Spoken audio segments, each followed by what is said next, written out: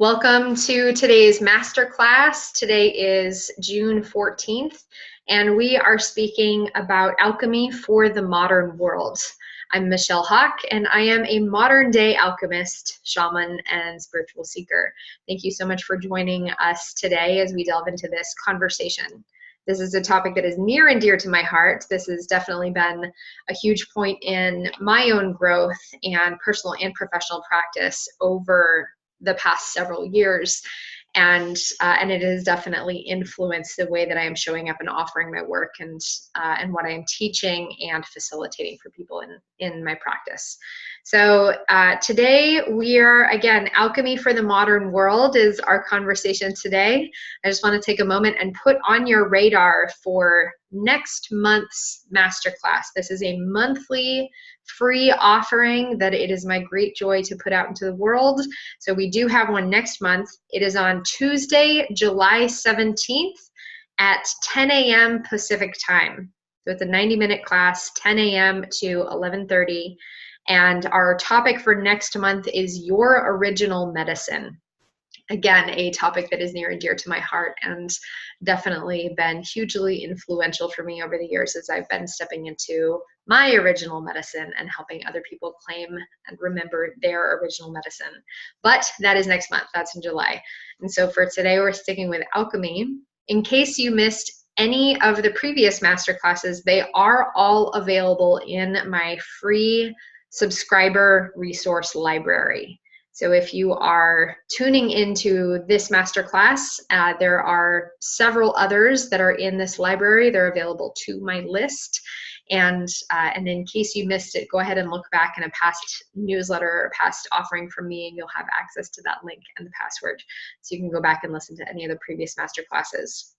There will be one other class that I will reference probably in the course of our material today, and that was Alchemy of the Soul, which I believe I did several months ago. That was at the beginning of this year, maybe in January or February. And there was a lot of material in the course of that class that is relevant to our conversation today. We are covering similar themes, but taking a different twist on it. So if you feel called to go back and have a listen there, then I'm sure it would shed some light on the material that we're talking about today. I wanted to share with you very first, before we dive into our awareness of alchemy, I pulled an oracle card for our conversation today. I'll hold it up so you can see. This beautiful butterfly card. I was doing some butterfly work with a client earlier today. And forgive me, something just happened to the video and I'm not sure what exactly happened. There we go. Oopsie. All right. Awesome. Thanks for rolling with that. Doing some work in butterfly medicine earlier. And so I drew a butterfly card for us, and this is realizations and epiphanies. So butterfly medicine of realizations and epiphanies. So with that, I invite you throughout the course of our conversation today to be sitting with what realizations and epiphanies are appearing to you or coming up to be relevant for you during the course of this conversation. Okay, so with that, let's jump into our alchemical philosophy and our alchemical awarenesses and practices for today. So we'll be discussing alchemy in general and going into a little bit of the history and the context, knowing again that today we're discussing alchemy for the modern world. It's important for us to know, okay, well, where are we coming from? What is the tradition that we're working with, and what is the context that we're placing this ancient practice? So alchemy and its history and context. We'll be looking at the influence of alchemy on various systems and traditions. It shows up in some areas that might surprise you. And once you start knowing that alchemy has had this amazing, very pervasive influence in symbolism and in mythology, you start seeing it everywhere. Don't be surprised if you start noticing alchemical symbolism popping up in your everyday life. We'll be delving into alchemical philosophy as well and looking at it through the modern lens. So how are these ancient principles and these ancient practices not only relevant in their own right as historically sound and contextually sound pieces of information and practice, but looking at it through the lens of the modern era. You know, who are we as 21st century alchemists, and how are these principles not only still relevant, but actually more relevant today than ever before in so many ways. And we'll also delve into visionary creatorship. This is something that is, again, near and dear to my heart. We're touching upon so many pieces today that I just feel so inspired about and so lit up by. And creatorship is definitely a part of the alchemical journey, but not only creatorship in its own right, but visionary creatorship, which is, again, part of that modern role that alchemy has to play. And then I'll share with you a couple of pieces to see how else you can get involved, how else you can dive deeper into this if this is something that really interests you during the last 5 to 10 minutes of our call. We'll spend a couple of moments on that. So if you are all ready, we can go ahead and dive into alchemy. We're going to begin with a very short meditation to jump into that space of realizations and epiphanies, as indicated by our amazing butterfly friend today. Thank you, butterfly, for joining us.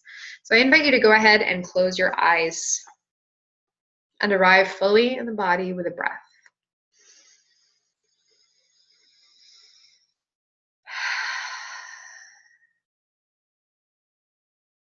Allowing yourself to soften into a state of being and noticing what is present and alive for you right now in this moment.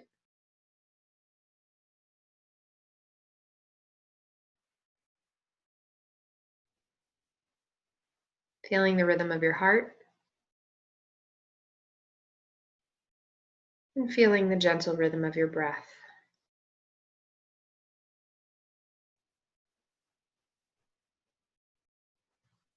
As we soften into awareness and presence in our bodies, let's go ahead and take a little breath of space.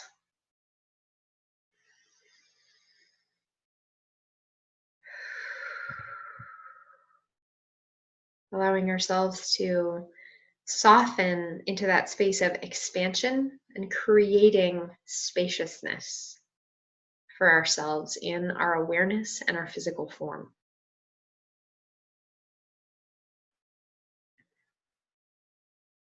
In aligning with this theme of realizations and epiphanies, knowing that these concepts, realizations and epiphanies, are the form of new energy. So whenever we're inviting new energy, we need to have somewhere for it to land in the body. So I invite you to feel into your physical form and notice any areas that feel ready to receive a realization or epiphany. And maybe place your hands there. Perhaps you're feeling in your heart or your abdomen.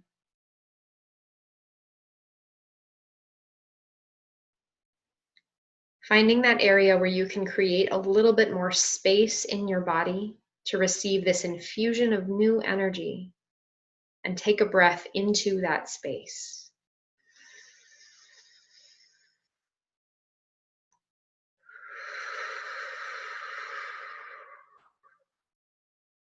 Feeling the expansion and the softening. Feeling all the room that you're able to create with merely a breath.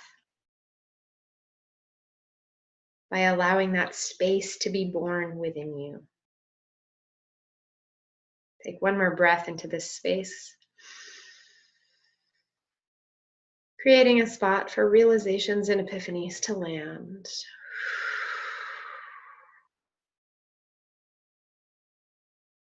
Bringing your hands back to rest gently in your lap. And offering a moment of gratitude to yourself for taking time for this practice today. Thank you, thank you, thank you. Give yourself a hug. Thank you, thank you, thank you. Bring yourself gently back to your conscious awareness. And as you're ready, you may open your eyes.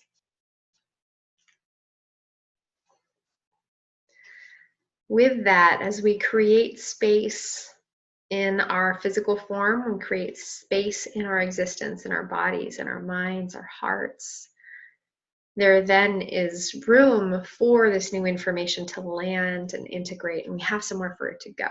So that feels really good to do. Thank you, Butterfly, for the medicine of realizations and epiphanies. Yay. So let's delve into alchemy. Alchemy is the art and science of transformation. Very simple, period. Mic drop. That's all we need to talk about for today. Thank you very much. No, I'm just kidding. I feel as though it's really interesting, and I'm not sure for anyone else tuning in if you've noticed this too. Alchemy is a buzzword right now. It's really popular. There's a lot of people talking about alchemy. It's showing up in people's copy, on people's websites. It's showing up in popular culture, in media, and I don't know if people know exactly what it means.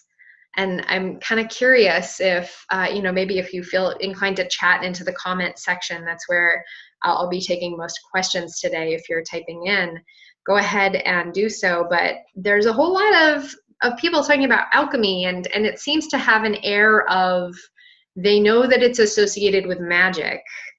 They know that it's associated with some sort of combination of things. I think actually that's the context in which I've seen a lot of references to alchemy is about like combining things. Like, what is the alchemy of the group is something that I heard recently at, actually it was a while ago at an event, people talking about the interpersonal alchemy. Like, what is the magic that we're creating together? And it's like, well, kind of, but that's not exactly what it means. We're talking about transformation. Whenever we talk about alchemy, we're talking about the shifting from one state of being into a different state of being.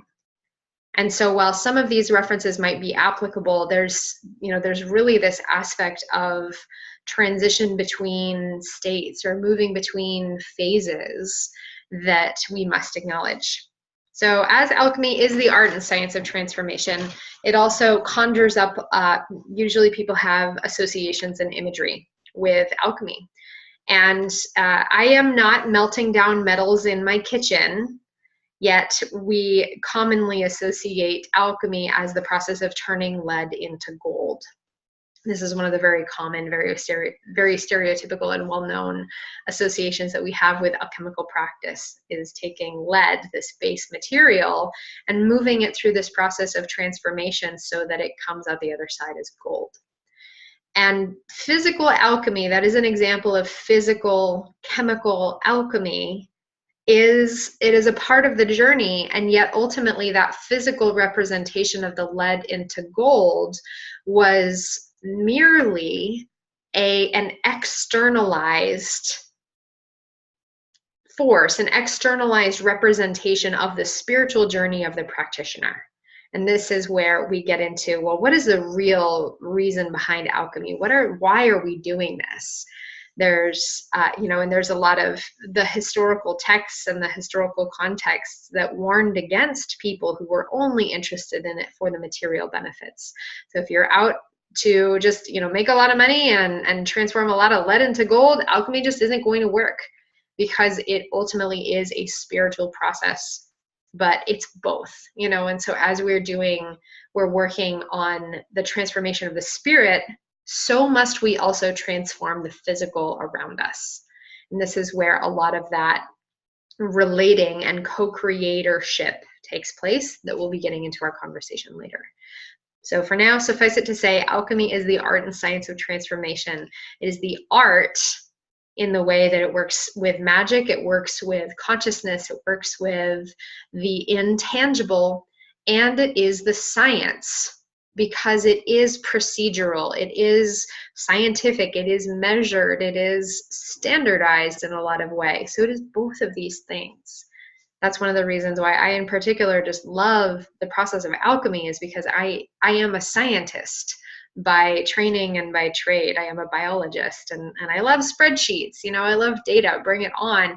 And yet for me, alchemy is that really beautiful union of the mystical and the material, the intangible and the the earthly. So when we're working with alchemy, we're working with magic and the mundane, which is really quite extraordinary. The history of alchemy is, there are some different accounts. There's it's popped up in a lot of cultures, it's popped up all over the world, and there really is no definitive start to date of alchemical practice, but we can agree that it came to our human awareness quite a long time ago, like in the realm of 10,000 years ago or more. And it has very mystical origins too. There's some theories about it coming from from Hermes Trismegistus, and there's even theories about it coming from extraterrestrials, and just there's a lot of mythology around the history of alchemy. But what we do know, as much as we can possibly know anything, is that it does have strong origins in Egypt, and that a lot of the alchemical texts came from the Library of Alexandria, or some of these alchemical texts made their way to the Library of Alexandria, where they were translated, where they were brought into more common understanding by all of these scholars and all of these worldly travelers who were present at the library, and then took this information back home or took this information elsewhere in the world, so that when the Library of Alexandria burned down and so much of that amazing material and knowledge was lost, alchemy and the principles of alchemy had already spread into the world. And particularly, I'm referencing the Emerald Tablet. And that's something that we're not going to get further into today, but this is the original alchemical text. It's really quite a miraculous document, if you can even call it that, but there's even a lot of mythology around where did it come from, who wrote it, how was it made, what is it made of, and where is it now. So that in itself is an entirely different masterclass. I'm going to leave that there for now. But the Emerald Tablet was primarily the primary source of alchemical philosophy. And that was the document that was widely translated and interpreted and illustrated and then spread throughout the world. So which is why we have currently and historically such a global relationship with alchemy, is because the Library of Alexandria, years and years ago, attracted philosophers and scholars and teachers from all over the world. And so then when they left and when they carried this knowledge with them, it was able to proliferate and influence a lot of different traditions and mystery schools, which is where we're going with this, but or looking at how is it landing in our modern society. So the traditions and mystery schools that have basis in alchemical philosophy, it's everywhere. Honestly, if you just know what to look for, you see this everywhere. I'm not even kidding. But some of the most obvious areas are in Eastern mystery schools, such as Taoist alchemy, Taoism, and Buddhism. There's some interesting information I've been reading and researching about Zen Buddhist alchemy, and it's definitely pervaded its way into those practices.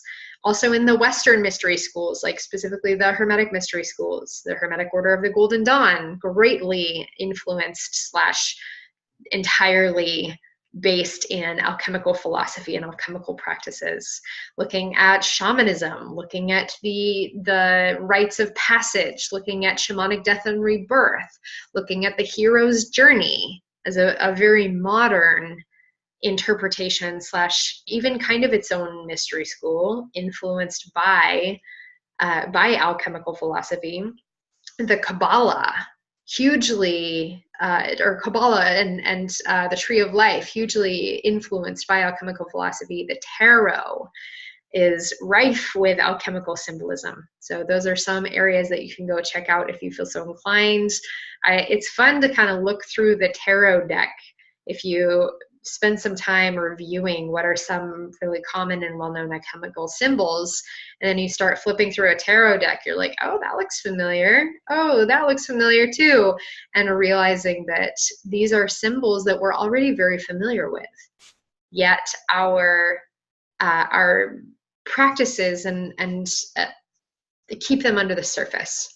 Because for a long time, we have primarily the Catholic Church to thank for the suppression of alchemy. And that again is a slightly different topic about, well, how did alchemy go underground, and how did it survive, and how did it hide and come through in all these different ways. So if you're interested in that, in the history of alchemy, it is a very in-depth topic. You can get a lot out of that, and some of it is relevant for our conversation today, but by and large it is definitely due its own investigation.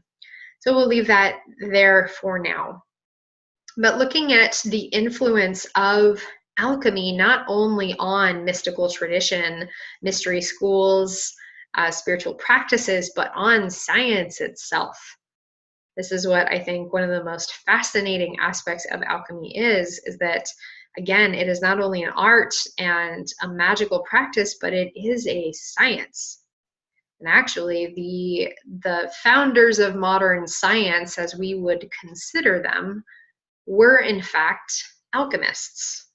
And looking at the root of the word alchemy, chemistry, alchemy is the foundation of modern chemistry.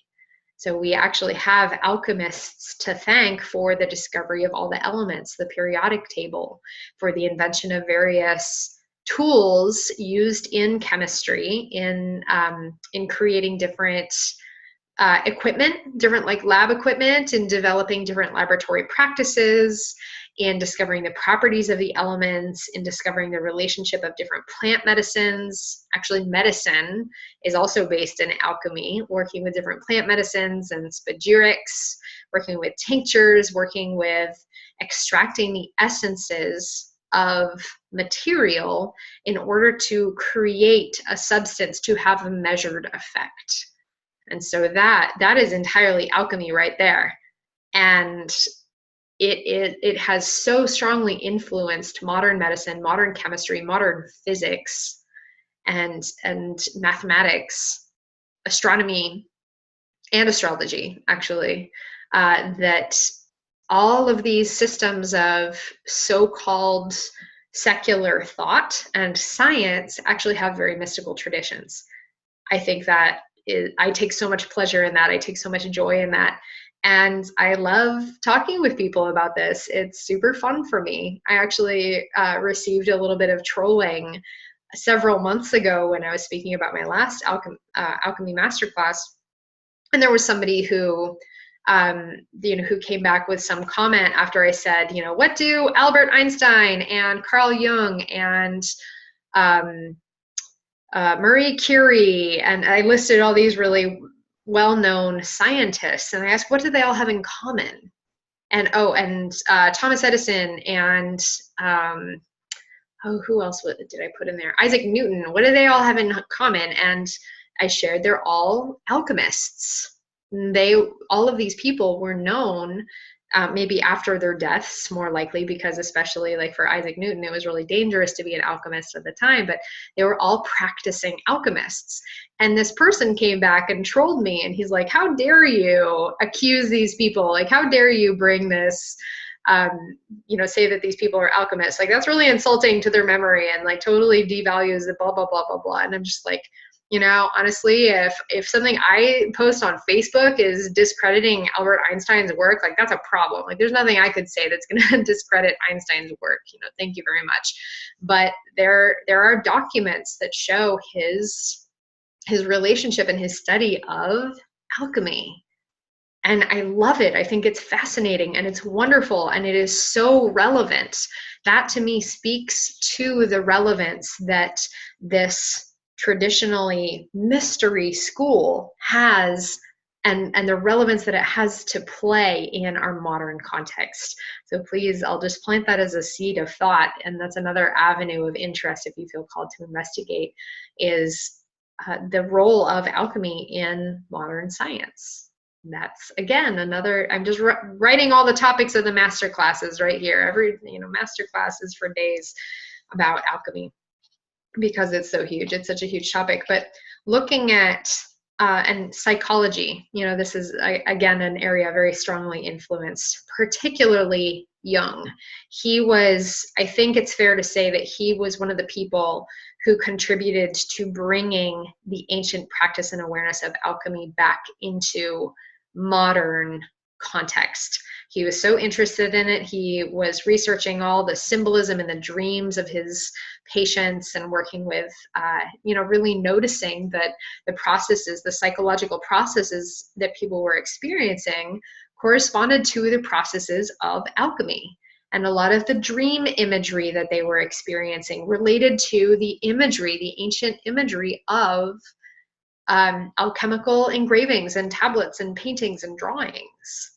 So knowing that these symbols are not only esoteric, they're in fact universal, and they're indicative of our archetypal transformation, something that is happening in the psychology, in the emotional realm, in the mental realm, as we ourselves move through a process of transformation. I think that right there is so fascinating, that these symbols are universal. And they can show up in the subconscious and the unconscious of someone who has never even heard of alchemy. And yet what they're indicating is this participation in a universal principle of transformation. Fascinating. So with this, we can look at the influence of alchemy really bridges the gap between the mystical and the academic or the scientific, the magic and the mundane, if you will. And this is one of those philosophies, one of those mystery schools that I think is incredibly relevant to our modern context, because that's one of the things we really need right now. I feel as though, especially in the United States, especially in our modern era, there is this spiritual hunger. There is almost an oversaturation and an overemphasis on the secular and on the scientific, to the detriment of finding the wonder and the magic in life itself. If we're to look at, and this is where myself as a biologist, I'm a biologist by training, specializing in animal physiology and behavior, looking also at tropical ecology and conservation. That is where I was spending so much of my time and energy in my studies. And also at the same time, I was a student of Reiki. I was a student of shamanism. While I was going through my higher education and earning my degree in science, I was studying and practicing mysticism and spiritual philosophy, because for me, they were two ways of talking about the same thing. I think alchemy is another of these practices and teachings that does that. It's these different ways to talk about the same thing and to approach the same thing. And actually these two ways, even though I'm going like this right now, they're actually really informing each other and supporting each other. In our society right now, there's been almost this overcorrection to the side of the secular after a whole lot of spiritual wounding, both on the personal and on the societal level. We are, I feel, still recovering and reeling from historical trauma, from the suppression of religious freedom, from the dogma of spirituality that a lot of us have been indoctrinated into in various forms. And there's almost this total rejection of anything that has to do with the magical and the mystical, as we're overcorrecting toward the scientific. I see alchemy as part of our path in moving back into a place where these actually can balance with each other and support each other in a very healthy way, as alchemy is accessible to people from the scientific perspective, while also really sitting quite heavily as a mystical and a spiritual tradition. So this is part of the role that I see alchemy playing in our societal recovery from overcorrecting to the scientific and the secular. Alchemical philosophy through the modern lens. We're going to touch upon this very briefly because alchemical philosophy can take us eons to study. So you're getting the primer version here of a couple of the most important principles to know and to consider when working with alchemy. you may already be familiar actually with one of the most important ones, which is the idea as above, so below. I'll say that again, as above, so below. My guess is you've probably heard this before or seen it before. And really what it speaks to is the relationship that we experience between self and spirit, between, you know, the internal and external. And the other part of this, of course, is as within, so without. So as above, so below, as within, so without. And really just delving rather briefly into what that means and what that's referencing is this: it is the correspondence, it is the relationship that we have with creatorship, with our experience, and in our consciousness in the above, and the divine consciousness informing and dictating our below experience, meaning our physical reality, our human, our earth plane existence. So as above, so below. As we dream, we call upon and dream awake, so below, so it manifests. As we are divinely inspired, so below, so we enact and we embody. As within myself and my consciousness in my body and my own personal microcosm, so without, so influencing in my environment around me. And as without, so within. So that's, again, you know, your very brief version, but as above, so below, as within, so without, one of the primary tenets of working with alchemical philosophy. Through the modern lens, this takes on a slightly different flavor. I think a lot of us, whenever we've heard as above, so below, at least the way that I see it portrayed outside of alchemy, is in a more often than not a religious context. And there I like to look at it through the energy of consciousness. And especially as we're talking about alchemy for the modern magician, or alchemy for the modern practitioner, looking at it as what is our relationship as the magical creators of our worlds. And I think a law of attraction consciousness speaks a lot to this. As above, as divinely inspired, and in our consciousness, so below, so expressed in our physical reality. There's already quite a lot of awareness in popular consciousness about that idea, and it originated from alchemy. Thank you very much.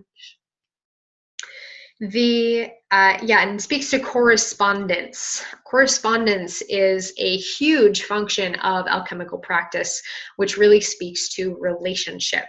There is more about this, a little bit more. I believe I spoke at greater length about correspondence in the last Alchemy Masterclass, which is again from January or February this year. You'll have to go back and listen to that, because we're pretty much leaving that alone today. As again, it is an enormous topic, but the idea of a relationship and influence. So looking at what is the relationship and influence of the planets, of the stars, of the minerals, of the elements of the below and the elements of the above. And looking to, okay, what is this divine recipe that's happening with, and colors and textures and stones and animals and all of these things, and the directions, right? All of these pieces have correspondence with each other. And so as soon as we're bringing in awareness of that, what is the correspondence recipe that we're creating, as above, so below, as within, so without, we're able to balance these things to play with each other and work with each other and really be in conscious co-creation with these different elements and these different ingredients in order to create a desired transformation. Because remember, alchemy is the art and science of transformation. So how are we using all these pieces together to create a transformational experience? The prima materia is another piece that I want to speak to just very briefly and put it in give some different words to it and give it another context, as the original matter, is the first material, first matter, basically is what it literally means, which is the raw energy, the raw material that alchemists historically were seeking to transform into the philosopher's stone. So the philosopher's stone is, in very brief, the thing that they would use to transform lead into gold, create the elixir of life, and is like, the philosopher's stone is the end goal of alchemy. If you do it right, you get a philosopher's stone at the end. And the prima materia was the thing, the first matter was the thing that they were looking to bring through that process into actualization, into completion, into enlightened form, which was the philosopher's stone at the end of the alchemical process. In the modern context, our first matter, our prima materia, is consciousness. It is the very consciousness itself. It is the energy of our attention.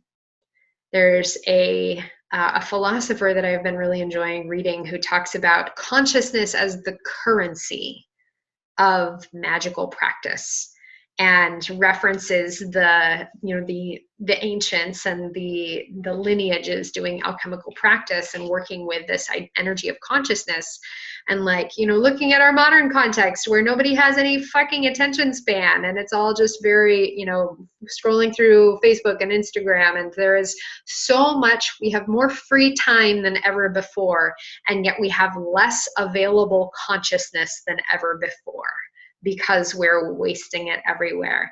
And this philosopher I've been enjoying was talking about the ancients looking at our modern waste of consciousness, just, and of course from an imagination perspective of imagining, what are they thinking about that? But here we are with all of this potential energy, this potential first matter available, our attention, our consciousness, this currency. We are incredibly rich in this currency of consciousness, and yet we're wasting it all away whiling on Facebook and Instagram and watching Netflix, etc. So learning how to work with our consciousness, our first matter, is the thing that is going to enable us to move through this process of transformation and emerge on the other side as our own philosopher's stone. Again, I'm not in my garage melting down metals. I think that's dangerous and fairly impractical for my modern lifestyle and needing to not be just stuck in a lab breathing in toxic fumes all day. I'm not interested in that. And yet I am interested in this process of transformation through being in magical creatorship with my life and with my reality. And consciousness is the way. Consciousness is the rocket fuel of the modern magician. I'll leave it, that's very quotable. I'll just leave you with that right there. Consciousness is the rocket fuel of the modern magician. I think that's great. So the nature of change itself, and the nature of change is really the primary essence of alchemy, again, which is the art and science of transformation. This one, I definitely have a very personal connection to, as I have considered over the years, what is it about change that just scares us and shakes us and excites us and triggers us as humans. And alchemy speaks to the nature of change and informs our relationship with change as a vital and necessary process, and a spiral process and a cyclical process.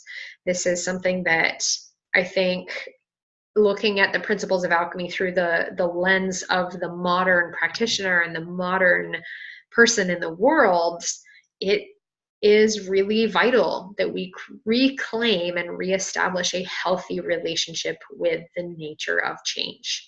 I think it is really messed up that we don't, and it is to our detriment, actually, personally and as a society, that we are so afraid of change.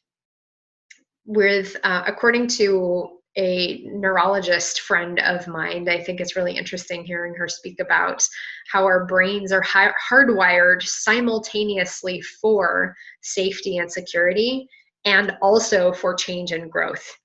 which are two diametrically opposed states of being. And yet our brains want both. And yet when they're in competition with each other, safety and security and stability wins out every single time. So how is it that our brains are hardwired to want to change and grow?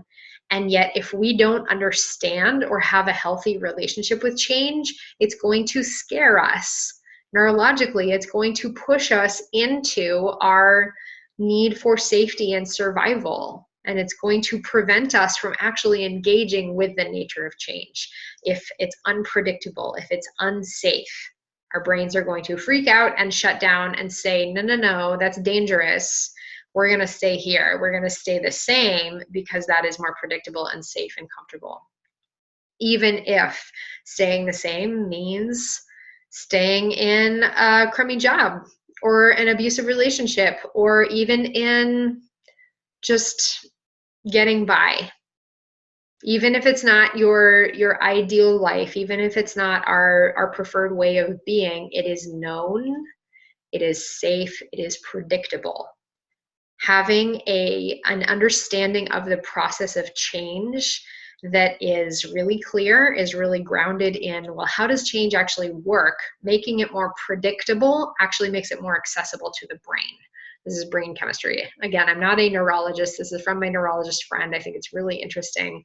And just suffice it to say that when we know how change works, it makes it easier for us to participate and not go into survival mode. It also makes it easier for us to engage as co-creators with this process of change that honestly we're going to go through anyway, because life is a journey of transformation.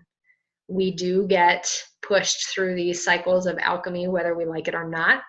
And usually we can have a lot more fun, move through it a lot more easily and gracefully, and come into our full empowerment as the magical creators of our lives when we actually know what we're doing, as opposed to getting pushed into it blind and backward.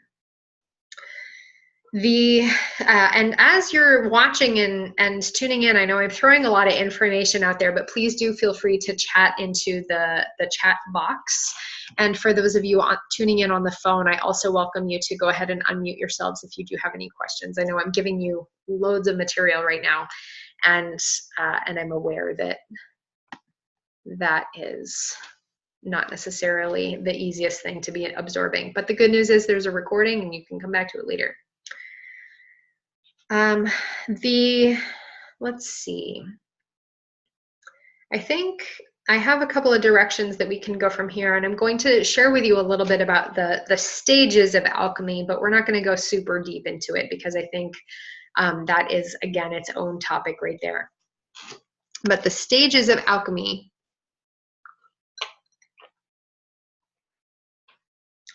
really speak to the nature of change, how it works, and offers us that stability, that predictability that our brains can latch onto and feel more comfortable with.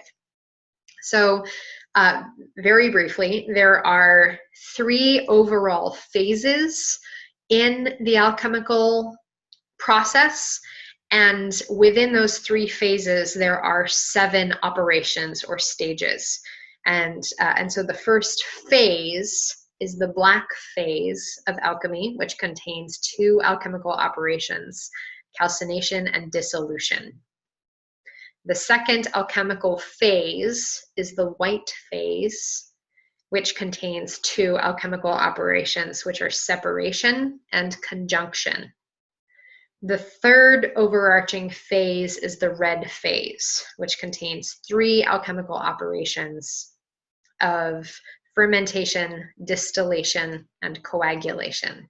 So again, 3 overarching phases, black, white, red, and 7 alchemical stages or operations: calcination, dissolution, separation, conjunction, fermentation, distillation, and coagulation. That was a lot of information. I'm going to dial it back and speak about each of those. The stages of alchemy are consistent. They are predictable, and we have all experienced all of these. I can pretty much guarantee it. And sometimes we can get stuck. So this, knowing that this cycle, this is a cyclical process. Alchemy is a cyclical process that we're always moving through. This is a very predictable nature of change that we're moving through continuously in our lives. And so as I share with you a couple of characteristics of each of these, see if you can identify, oh, I remember a phase in my life where that was happening, or, oh my gosh, that's what's happening right now. It might shed a little bit of light on what you're currently experiencing as you are moving through a process of change or transformation. So the very first stage, calcination, which is one of the two stages in the black phase. The black phase is really about the breaking down of old. It is the death part. And the white phase is about the recombination, and the red phase is about the actualization, like the rebirth. So death, recombination, rebirth. Let's just like our three umbrella phases: black, white, red, death, recombination, rebirth. And the very first one, calcination, is the blackening, the burning. This is, if you imagine transforming lead into gold or transforming a plant material into a spagyric, you are burning it very hot and very long until it is broken down to white powder. So imagine taking a plant, and to make a spagyric out of a plant, you need to burn it first. Very first is the burning, and burning it down to white powder. Can you imagine taking a tree, for example, if you're making a cedar spagyric, for example, you're burning a cedar tree until it becomes white ash. You're going to have to burn it very long and very hot for that to happen. Why does that keep happening? Speaking of video things happening, there we go. With some characteristics of calcination in our lives, quite often characterized by loss, characterized by death. And so some of the events that might happen when you're in your calcination phase in life: you lose your job, you lose loved ones, you go through a divorce, you start going through a midlife crisis and you quit your job and sell all your belongings, your house burns down. You know, these are some of the, or you're going through a spiritual awakening and you're diagnosed with a psychotic break. You know, these are, again, very dramatic for the most part. Calcination is very dramatic. It's our life burning down around our ears. This is how, you know, very dark night of the soul, corresponding to the death part of shamanic death and rebirth in that cycle. It is the loss of identity as we know ourselves through the flames. Often it can feel very destructive, it can feel very traumatic, it can feel violent, because remember, if we are the material that is undergoing this process of transformation, we are burning to white powder, we are burning to ash. So that's what we're doing as we are surrendering to calcination. The second stage is dissolution, which is actually the stage that I am teaching in my I Am Alchemy course right now. So all of my students are in dissolution at the moment. It's been an interesting experience as we are surrendering to the waters. Calcination is characterized by fire. Dissolution is characterized by water. It is the dissolving. You take that white powder, the white ash left over from calcination, and you dissolve it into the waters. So it looks like it disappears. This is what ancient alchemists were looking at dissolution and viewing it as, this is it going back to spirit. This is going into the subconscious.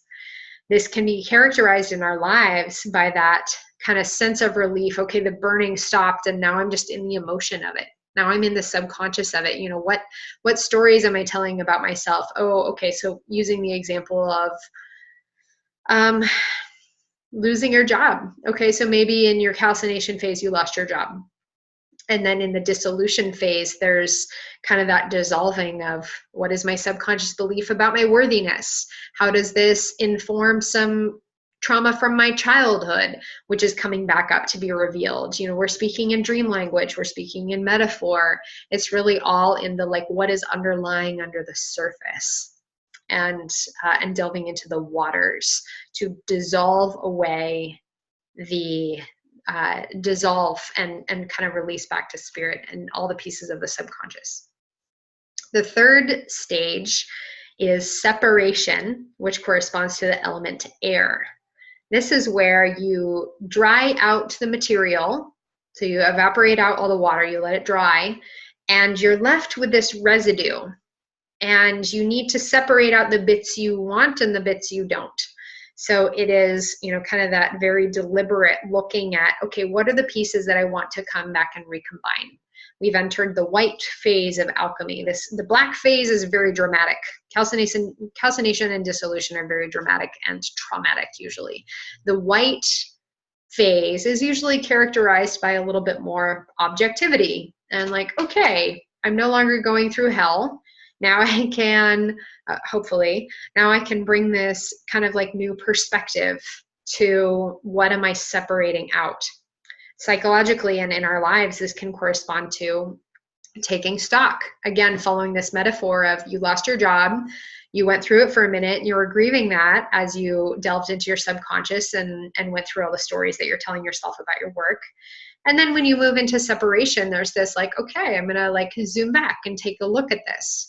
What did I like about my job? What didn't I like about my job?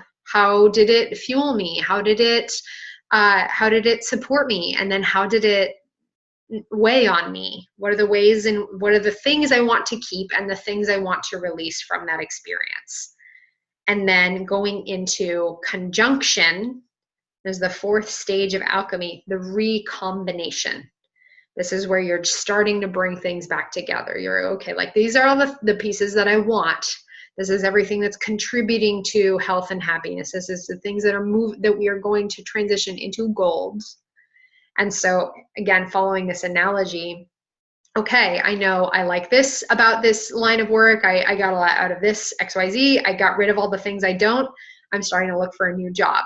Okay, or I'm starting my own business or whatever the deal is from this healthy, empowered standpoint of this is what I learned, this is what I'm taking with me, this is the stuff that I'm turning into gold. Okay. And then you move into we're entering the red phase of alchemy, the first stage of which is fermentation. This is where it almost appears like a second death in a certain way. This is the very unsexy stage of letting something rot. And alchemically, we would take the matter that we had started to put back together, and then you let it sit. You don't touch it, you don't poke it, you don't keep stirring it, you let it start to rot. And that's where it's spirit re-entering and reanimating. So as an example, this is also how we have fermentation in terms of alcohol was from alchemy. Thank you very much. Yes, that's a good thing. And the bubbles that would start to form was viewed as like the breath of new life. It was spirit coming to bring life back to something that had been dead, but it also looks like it's rotting. So it's this weird, like almost second death thing that you just have to pour a lot of love into and have to like let it do its thing, because if you keep stirring it and poking it, prodding it, it's not going to ferment. So the way that this shows up in our lives is, okay, I'm setting the intention out there. I'm starting to bring in new breath. I'm starting to bring in new energy, but I can't push it too hard. I don't want to I don't want to show up.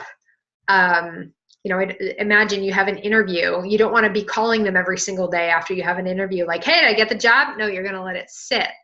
You're going to, kind of bring in the influx of new energy, and you're going to be like, okay, I showed up the best I can. I'm going to hold it in the light. I'm going to send a lot of good energy toward this experience, and I'm going to sit in faith. I'm starting to breathe that new life into this chapter. Then we have distillation, which is about extracting that essence. So here we have the material that we've taken all the way through these journeys. It was just fermenting. So now it's fermented, and we're going to distill out the essence. We're going to extract. We're going to take that purest little bit of the essence of this material. And same in our psychological process, and in the analogy that we've been playing with, the distillation exists in that truth, right? So like, what is the pure drop, the essence, truth of the experience? So now you have that new job, or you're in kind of like the agreement, the signing phases about it, and you're sitting with the truth of, okay, this is the essence of helping me come into full actualization of myself. I've been through this cycle. I'm nearing the cycle of completion. What have I learned from this? What can I take into this? And who is the truth of who I am and how I'm showing up? How is it informing how I'm showing up? Lastly, we have the coagulation phase, which is the state of actualization. This is where, once we're done with this, we have the Philosopher's Stone. This is the, as you're making a spagyric, following our plant analogy, this is like you're done. You have the thing. You have the spagyric, which is the life-giving substance, the medicine. It is complete, it is vital in its life force, its essence is extracted, it's pure, it holds the seed of truth, and it holds the seed of light and healing. In our personal analogy, we have come into full actualization as happy. In following this analogy with a job, we're employed, or we're doing the work that we love, we're fully expressed, we're inspired, we're lit up, we're moving into this next stage in our life from a place of wholeness and embodiment. So that was a pretty quick run through those 7 stages of alchemy. I encourage you to go back and listen to the recording if you want to hear those again. And you can, of course, you're welcome to shoot me questions if you would like.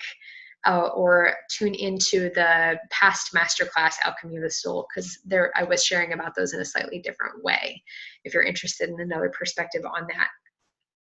So the nature of change and working with the stages of alchemy in terms of our being in harmonious alignment with this process, definitely relevant to our modern context, because if we know that that's how change works, if we know, okay, something is probably going to feel kind of traumatic, it doesn't mean that anything wrong is happening. It's just the death phase of the process of transformation. It's going to change how we show up to participate in it. It's going to empower us to be fully engaged in the loss part of the cycle of creation. Creation and destruction exist in a mutually informed relationship, and we can't have creation without destruction. We cannot have new life without death. And I think so often we get scared. It's very natural to be afraid and to have questions and to feel like something's going wrong. And yet when we have kind of a knowledge of, okay, well, this is what I'm signing up for in the process of change, things might get a little scary for a minute, but I'm going to keep breathing through it, and I'm going to trust that this is how change works. And we can surrender that much more easily. We can empower ourselves and give ourselves the tools that we need in order to create change in our lives.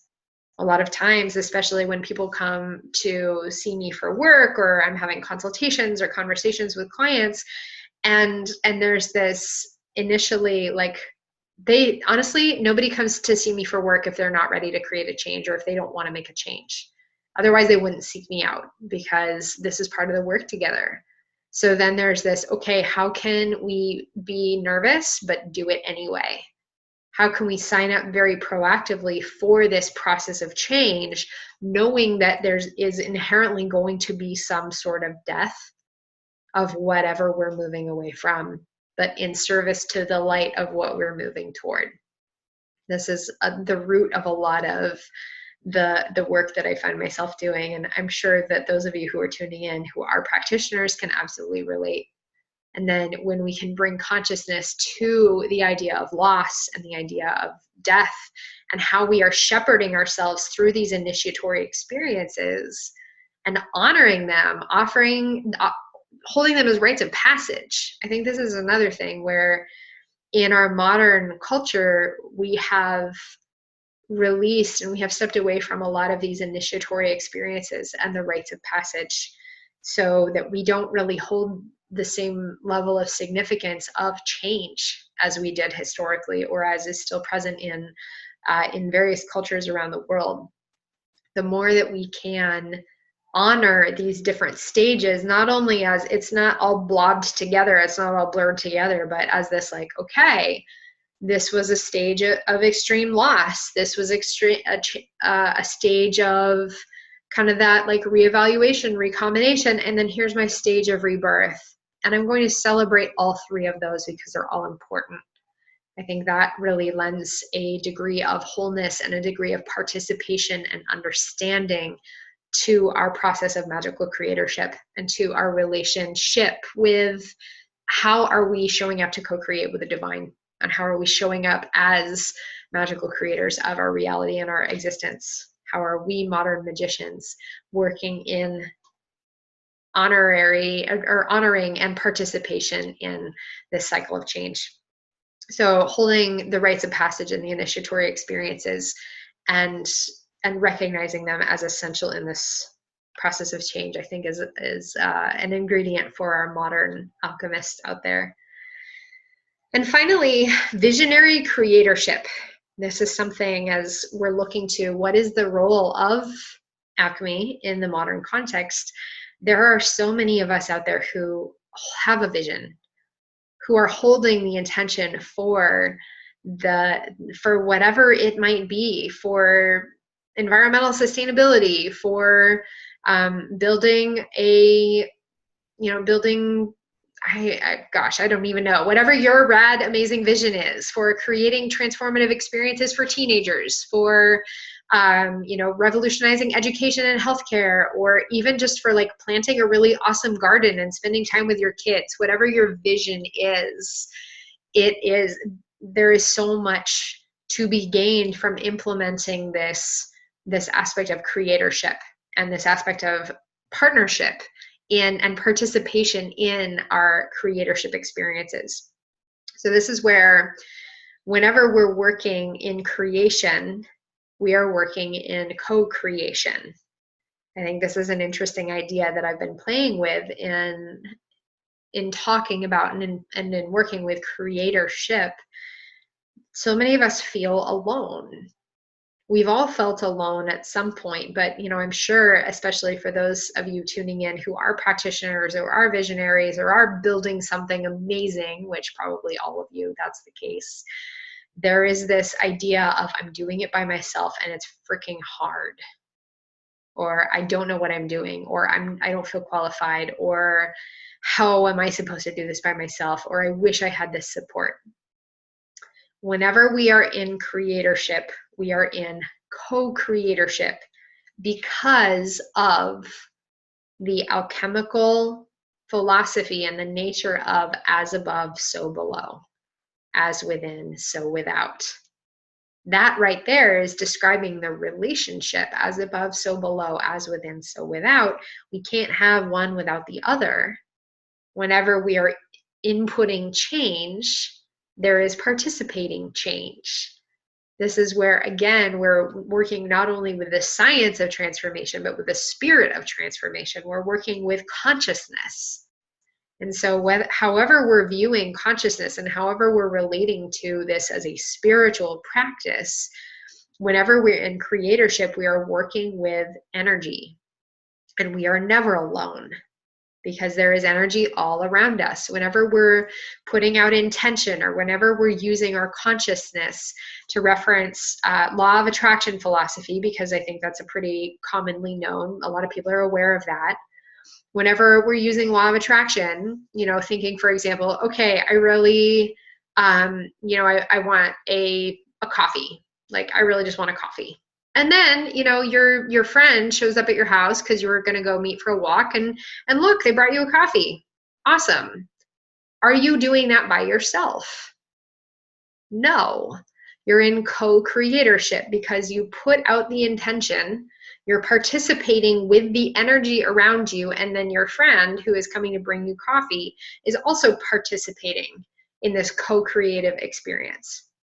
Same with, if you have a really awesome idea and, say, for example, you want to make a garden bed. and you don't know how to make a garden bed. You haven't done it before. And then all of a sudden, you know, you're somewhere, you're at the grocery store and you overhear somebody talking about permaculture. And so you kind of like listen in, and then you go over and like you see what, you know, maybe they've got a book with them, or you talk with them or something. So all of a sudden you've been holding this intention of, I want to make a garden bed. And you are in that participatory experience of co-creatorship, and then a resource comes your way. You're not doing that by yourself. You're doing that with allies. You're doing that with energy. It's playing on purpose with the energy all around us, and playing on purpose with other people and with spirit to create transformation and create actualization in our lives. This is where, again, visionary creatorship can be greatly enhanced and expanded and amplified by awareness of alchemical philosophy. When we are participating on purpose, as above, so below, as within, so without, we get to play much more proactively, and we get to be more on purpose with how are we showing up, how are we in receiving, how are we in correspondence with the energies all around us. So for all of the practitioners out there, no matter what your modality, I can pretty much guarantee, actually, I will offer a sweeping blanket statement that no matter what your modality is, whether you're a practitioner of a mystery school or body worker or a scientist, imagine that, or a you know, someone who works in social justice, or somebody who works in permaculture or the medical field, or whatever the deal is, I can pretty much guarantee that your practice and your profession would be enhanced by studying and being aware of alchemical philosophy, because it is the nature of change. It is the nature of transformation itself.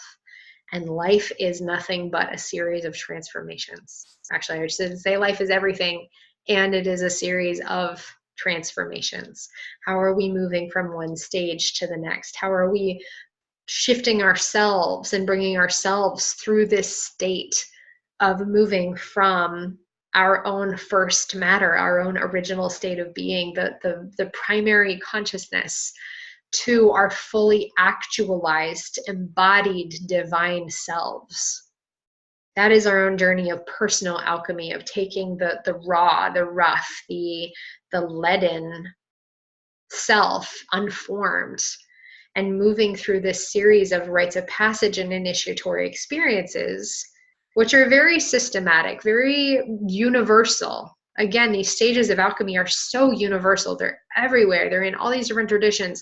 How do we move ourselves through this in order to come out the other side as the embodied gold of an enlightened soul, an enlightened human, and a more efficient human, a more effective human, right? Because when we are able to master these cycles of change, when we're able to work on purpose with the nature of change, with alchemical philosophy, with these stages, we get to move through them more easily, more efficiently. And again, I challenge all of you actually to look at your practice, whatever your practice or your work or your personal practice might be. And I challenge you to find a way that knowing alchemy would not support your practice. And if there's anything, go ahead and shoot me an email, because I would love to know. Honestly, like I can't think of a single thing that would not be supported by knowing more about alchemy. The magic in the mundane, I think, is one of the pieces that I would really like to leave you with here, is knowing that alchemy has so much to offer in terms of the spiritual component, in terms of our spiritual awareness, our energetic awareness, our involvement in mystery schools, the mythology of it, the veiled origins of its history. And yet it is also through humans, through scientists, through people people who we have revered as amazing thinkers and amazing scientists, who were working in the very mundane realms, so to speak, working with plants, and of course, plants are not mundane by any means, but working with earthly material and finding spirit, finding the essence of change, and finding the divine in earthly material all around us. I think this is really one of the gifts of alchemy. And again, looking at alchemy in the modern world and the relevance of alchemy in the modern world, I would really love for more of us to reclaim that and find the magic in the mundane, find God in the earth, if you haven't already, although honestly, if you're tuning in here, that's probably a no-brainer for you. Find spirit in the spreadsheets if you're an entrepreneur, and you know, we all need to run our numbers, right? So find the magic in, I'm just full of puns. Find the magic in the metrics, find spirit in the spreadsheets, right? You know, find, just play with that and find the divine, the opportunities to play with the divine in the mundane, everyday components of our lives. That's part of my challenge and invitation to you, and an offer as to how alchemy can expand and enhance and support our modern lives to not only empower us and support our practices and support our work, but just help us return back to that state of reverence and that state of appreciation, that state of connection. When we are connected to the correspondences, when we are in right relation with the divine and really having that participatory, co-creative experience, not only is it more effective and more awesome and more amplified, but we just have more fun with it. That's the other piece, is like, let's just let ourselves have magical lives. Let ourselves be involved with magic in the way that is really compatible with our modern existence. So I think that is where I would like to leave you with today as far as alchemy goes. And again, if you have any questions or comments, I know we didn't really pause for questions today, but I invite you, if you do have any questions or comments and you'd like to send me an email with that, you can go ahead and contact me directly. I invite you, if this is something that interests you further, I have my course, my year-long certification course in alchemy, which starts in the spring. I'm already into this year, so this year is closed, but the cohort for 2019 would start in the spring. So I am taking a list of people who are interested in that. This is no obligation. This is an interest list.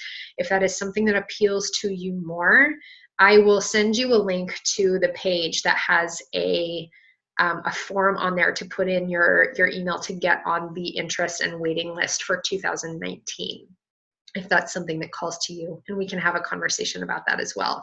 The course is called I Am Alchemy, and it is the process of transformation, learning and mastering the cycles of transformation and coming into the full actualized incarnation of yourself as the magical creator of your life.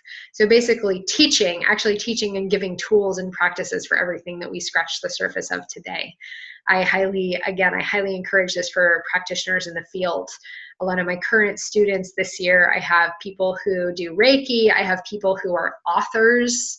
I have an author. I have someone who has spent years studying Hermetic mystery schools.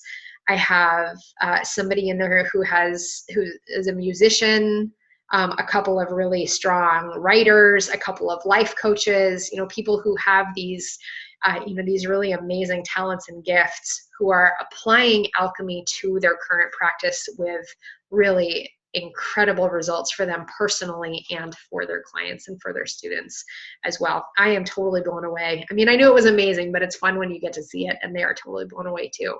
So again, I will send out a link when I email out the recording. You can have a look for the recording of this masterclass. If you want to watch or listen to it again, that might be helpful. I know this was a lot of information. It was very densely packed in our material today. And please mark your calendars. I will also be sending out an invitation in that email for next month's masterclass, which will be on Tuesday, July 17th at 10 o'clock in the morning, Pacific time, 10 a.m. to 11:30 a.m. with the topic of your original medicine. Again, another topic that is near and dear to my heart, and something I've done a lot of work with for myself and for my people, tuning in with and reclaiming your original medicine. Thank you so much for joining me today. It is such a pleasure and a joy to talk about this work. I feel like I can nerd out on alchemy all the time, and I know it's a lot to cover. So thank you for tuning in. Thank you for listening. And go ahead and let me know if you've got any questions or comments later. Thank you.